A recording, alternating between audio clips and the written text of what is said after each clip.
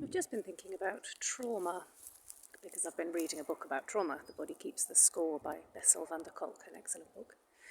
But anyway, I've been thinking about my own experience of trauma, which is in relation to driving. And about a couple of years ago, I had hypnotherapy, including EMDR, to help with my fear of motorway driving.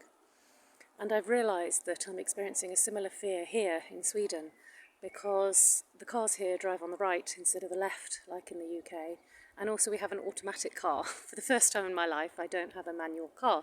I don't really know what to do with it. I don't really like it. I'm not used to not being in control of the gear changing. And I'm just aware that it's a similar fear, but with a different source. And so I'm curious about how I'm going to, how this fear will manifest itself and how I will get through this block, which is a related block to my previous one, but with different roots. And I'm curious whether the roots of the trauma here are linked to the roots of my previous motorway driving trauma.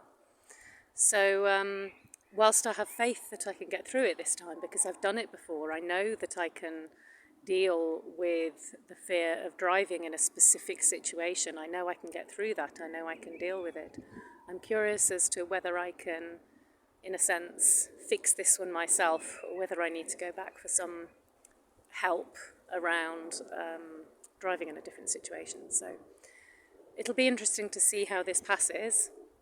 But it's just thinking about how, I suppose reading about trauma has made me think about how our triggers, what they are and how they trigger us and the situations they trigger us in, and how they can generalise from one situation to another.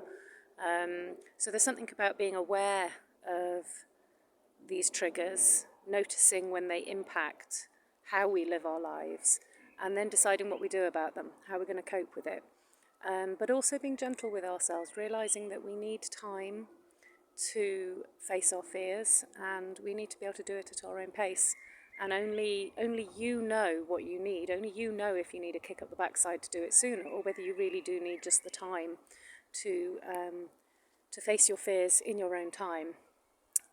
But yes, it is also about thinking about what support you might need to enable you to face those fears in a healthy way, in a safe way, so that you can overcome them rather than them becoming a permanent obstacle that stops you doing the thing you want to do, whatever that may be.